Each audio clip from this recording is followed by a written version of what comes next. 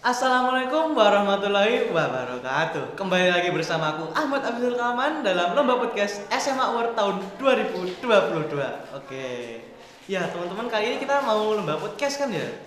Terus kalau lomba podcast itu kalau sendirian itu kurang rame ya, nggak seru lah gitu. Jadi kali ini aku mengundang temanku rekan seperjuangan yang kebetulan dia juga sedang menganggur. Ya, monggo, Mbak. Iya baik Rizal. Perkenalkan nama saya Ernandia Dia Asmaulia. Saya temannya Rizal. Iya. Terus tadi malam ya Zal, kamu WA aku katanya, nah bisa nggak besok untuk lomba podcast Iya. SMA Award di sekolah gitu. Aku undang dia. Wah menarik juga nih gitu.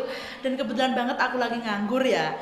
Terus tapi ngomong-ngomong Zal, tema podcast yang akan kita bahas kali ini kalau boleh tahu apa sih? Kok penasaran aku kan belum kamu kasih tahu kan kemarin. Ya, tadi kan mau aku surprisein gitu. Tapi sebelum kita ke topik podcast hari ini, kita santai-santai aja dulu ya. Biar relax gitu ya. Kita tuker kabar aja dulu. Erka hari ini kabarnya gimana? Kalau aku alhamdulillah baik Sal. Kalau Rizal sendiri gimana nih kabarnya? Waduh, aku sih juga baik-baik saja. Tapi aku tuh bingung ya.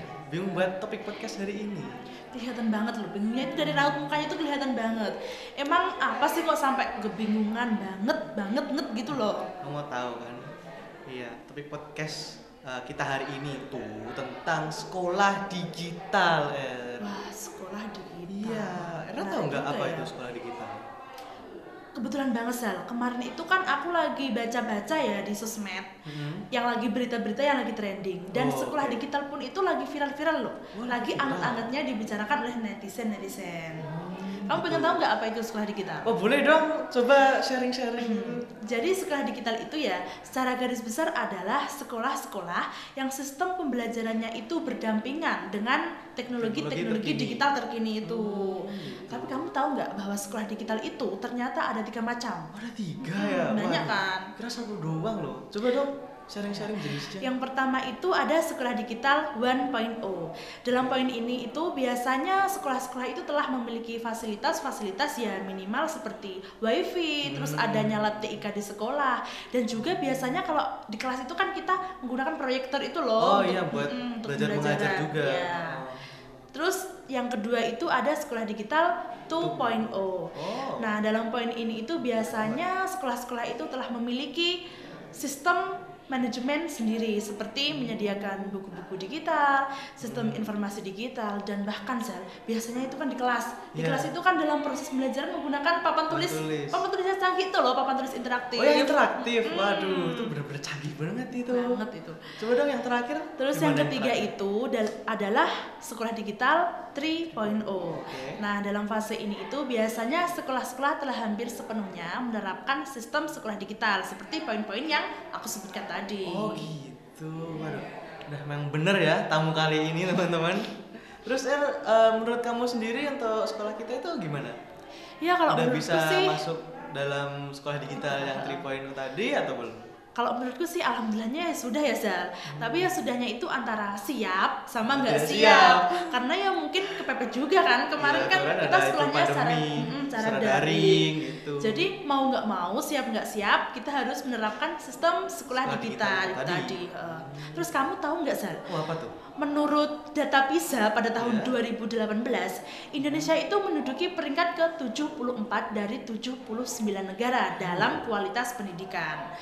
Ya semoga ya Zal, dengan adanya sistem pendidikan sekolah digital ini Indonesia yang awalnya peringkat 74 menjadi lebih baik lagi gitu. Semoga saja itu ya.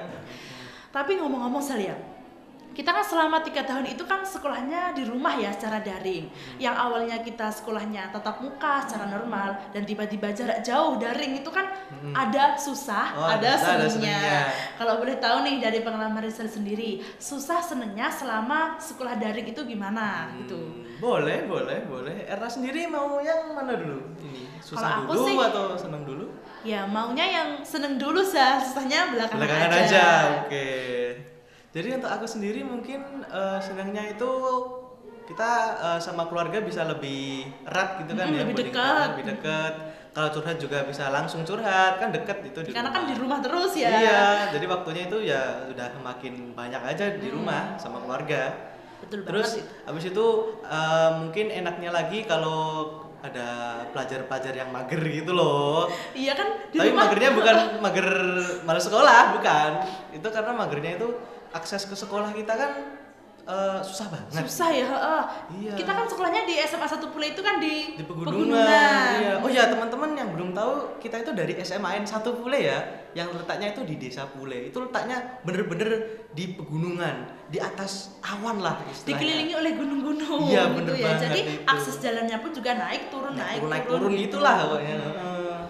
Terus lagi Mungkin berhubungan dengan pegunungan tadi itu sinyalnya itu kadang-kadang susah. oh iya ya Sam, Ya susah itu banget kekurangannya. gitu ya di Pule ini sinyalnya. Kekurangannya gitu. Sinyalnya susah. Jadi kalau pas jalan terus mantep hilang udah. Kadang-kadang kan kalau pagi hari itu bisa set gitu, kalau siang langsung hilang macet gitu. Wah, udah. Ada lagi kalau kurangnya itu ada temanku ini dia itu punya HP yang jadul gitulah. Yang masih Iya, HP-nya udah touchscreen tapi jadul dia. Terus kalau dia pakai buka aplikasi Quizzes itu buat mengerjakan tugas, itu langsung macet ngeblank gitu ya, karena blank kan itu hitam itu mungkin langsung kalau kan. biasanya pakai kuis itu kan RAM-nya kan besar ya, Iya. Sel, ya. Jadi harus juga menggunakan HP yang top gitu. Terus sinyalnya juga harus lancar Bagus. terus gitu, iya. Tapi ya Sel, kan kemarin kan sekarang itu kan sekarang kita kan sudah kembali lagi pada kehidupan yang awal, kehidupan yang normal kembali. New normal. Tapi ya seperti yang aku lihat ya, orang-orang itu sepertinya harus beradaptasi lagi gitu loh Sel dengan kehidupan yang sekarang ini.